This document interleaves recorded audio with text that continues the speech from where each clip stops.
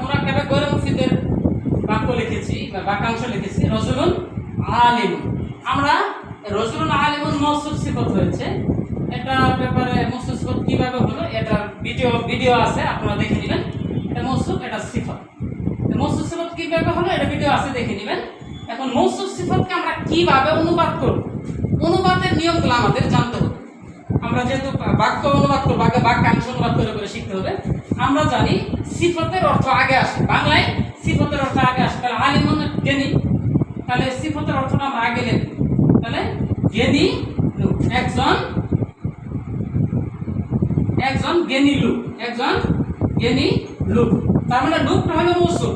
আরবিতে মৌসুফ আগে আসে, কিন্তু বাংলায় সিফত আগে আসে, জ্ঞানী লোক। আমরা এইভাবে অনুবাদগুলো করবো। তার মানে মৌসুফের অর্থ সিফতের অর্থগুলো আগে লিখবো। যেমন জ্ঞানী লোক, জ্ঞানী লোক, জ্ঞানী আগে দেখছি, মৌসুফের আগে দেখছি, তাহলে বুঝে নেবো